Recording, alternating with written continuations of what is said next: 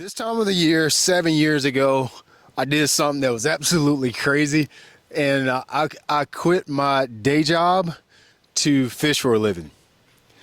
I want you to do some math here. I just said 7 years ago. This coming season will be my 10th season fishing pro. Notice there's some overlap there. I quit my day job 7 years ago, but I've been fishing pro for now. This will be my 10th season. So for 3 years, I was juggling three jobs basically. I was fishing for a living. I was also running my landscaping company, and then I also started guiding, taking people fishing to pay for the fishing. There's three things that I learned in those 9 years that I don't think a lot of people tell the full truth about, and I want to tell them about them in this story that I'm going to tell you now. I ran a landscaping company. I never had another job besides fishing. I've never had another job other than landscaping. And so let me quantify what landscaping is, because a lot of people say when they hear I'm a landscaper, they see a guy with a truck and a trailer cutting grass. That's not a landscaper. That's a landscape maintenance. Okay, I did everything. I did the maintenance. I had the truck and the trailer. I didn't have a truck trailer, but I cut grass. I did landscapes. I planted trees. I grew trees. I pressure washed. I built patios. I made waterfalls. I made koi ponds. I did everything outside. I actually really liked landscaping. I just didn't want to do it forever. I went to school. I have a 2-year degree, associate's degree in horticulture from Spartanburg Tech. And after I graduated from tech school, I started my own company. It kind of was like a side hustle. I worked for my dad and I did jobs on the side. That's how I bought boats and trucks. I didn't really make that much money, but I afforded my boats and I afforded my entry fees and my travel to events by doing extra jobs on the side and weekends. That's how I paid for it. So I would always get $1,000 here, $800 there, $500 there, $6,000 here. I would make anywhere from, I don't know, $5,000 to $15,000 extra, which I all dumped into fishing in the beginning. That's how I afforded things, making $350 to $400 a week. That's legit how much I made back then. And I had a boat and truck and I fished, but I did side jobs on the side. The three things I learned.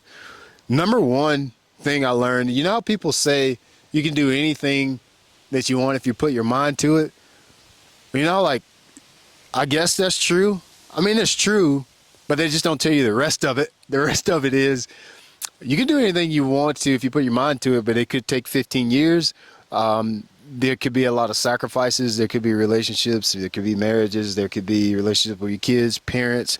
They don't tell you that people are going to discourage you on the way. They don't tell you that it's hard. They don't tell you to doubt yourself. They're not going to tell you that you may have all the support you need from family, wife, and everything, and then you still doubt yourself anyway. They don't tell you that part. They don't tell you that you may go bankrupt. They don't really tell you that you could go, you'll be broke. They don't tell you that you have a lot of money and then you'll lose a lot of money. There's a lot of things that people aren't telling you about that.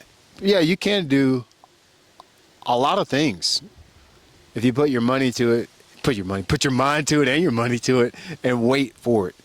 So for me, what that looked like, what you have to understand is I never didn't want to make a living fishing.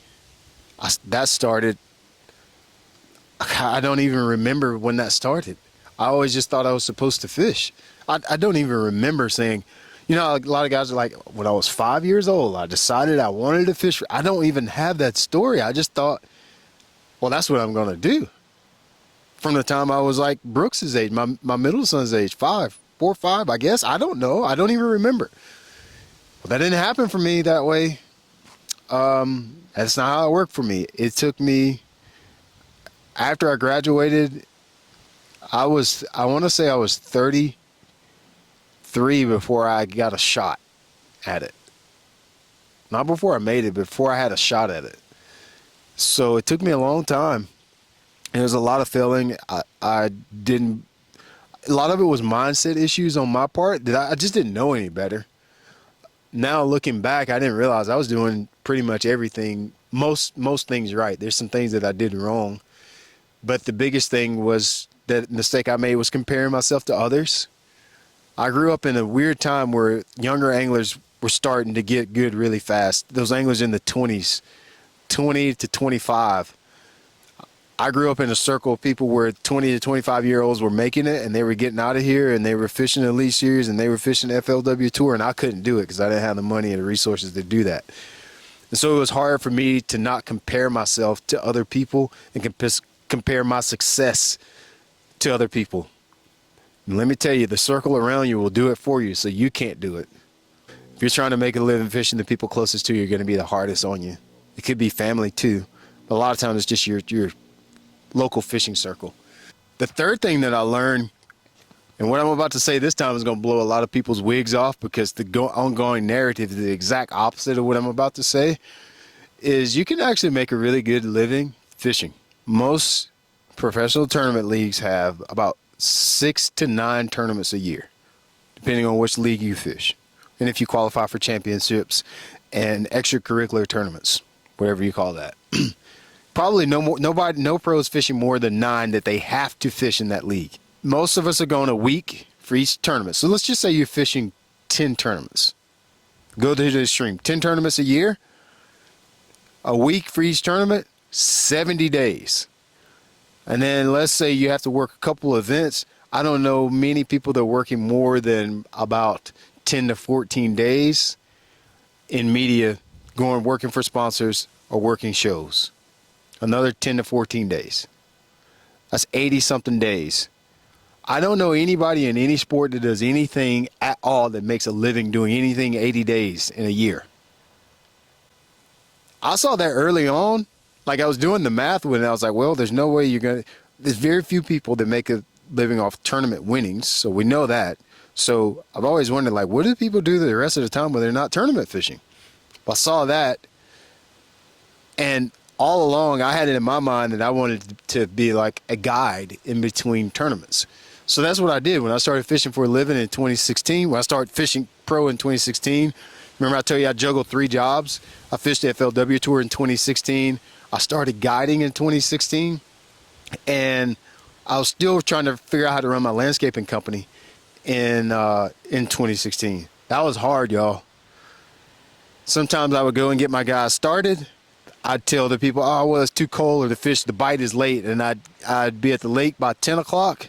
I'd handle calls on the lake while I had a guide service, take the guys out for 46 hours, go back to the job site, make sure they were doing things that they were supposed to do, and most of the time they weren't.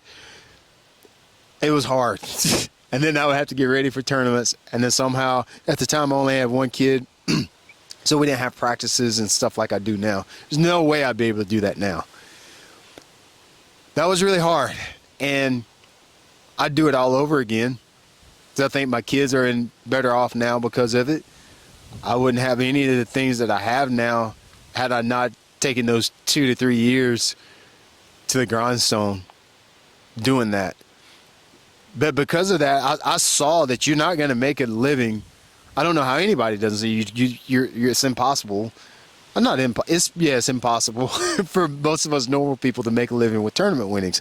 So I think, what I learned and what I think you should know is that you're going to have to fill in that time with something else. For me, that transition from guiding turned into YouTube, because when I was guiding, I didn't realize that a lot of people didn't grow up with a dad that taught them how to fish and how to tie knots and how to rig plastics and where to throw crankbaits and why the birds are diving and what fish look like on a graph. I had somebody to teach me that. That was my dad. And then I learned that like 90% of people didn't have that. And so they didn't know how to tie up a drop shot. They didn't know what pound test to use. They didn't know whether to use a bait cast or a spinning reel. So it transformed into me teaching people how to fish. And I was like, oh man, this is a really powerful thing, and I enjoy this.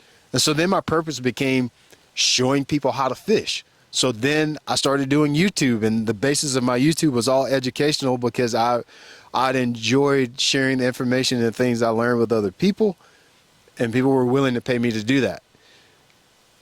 And then that transitioned from YouTube to now I have the app. I have an app where I teach people how to fish, and we talk about fishing subjects, and I guide them, and we do coaching calls. And so it allows me to teach more people than I was able to do with just 1 or 2 a day like it was when I was guiding. So fishing for a living, it made me become creative in the ways that I made money and the way my career evolved. And so now I'm to the point where I'm like, I don't know, do I really want to keep tournament fishing? Because that takes up a lot of more my time. I have 3 kids now. I really enjoy being with them. I love riding dirt bikes with my kids. I love going to recitals. I like to cook, so I like cooking for them. I just want to harness this time. And I'll be honest with you, the fact that I get to fish for a living has let me harness the childhood of my children better than it would have if I'd still been running my landscaping company. If I'd still been running my company, I would always be going early and have to stay late. I can work while they're at school. Most of the time, get done what I need to do. I'm working right now while they're at school. And then I can go pick them up from class. If they're sick, I can stay home with them and work from home. I am gone some, but I'm also at home a lot. Like I always tell people that my kids have had 2 different dads. Brevin didn't have the same dad that Brooks and Mia did. My 2 smallest ones, they basically had a stay-at-home dad. I got to keep them at home. I got to do everything with them. Brevin, we had to take him to daycare because I was working 3 jobs at the time. So he had a different dad than Brooks and Mia did. They have different dads. It's an interesting dynamic. And so it makes your kids turn out different too. If you notice a big difference in your kids, it's probably because you were a different parent than you were before. You were a different dad or a different mom for one kid than you were for another. And that's just life. That's the way life evolves. My parents did the same way. I had a different dad than my brother had. We're 10 years apart. We had the same dad, but he was very much so a different dad. I worked a lot in our family company. My brother worked some. The company was very, very small. When I was a kid, it kind of grown to a bigger thing by the time my brother was old enough to work. And really what I learned from all of this is that fishing allows you to use your creativity to make a living.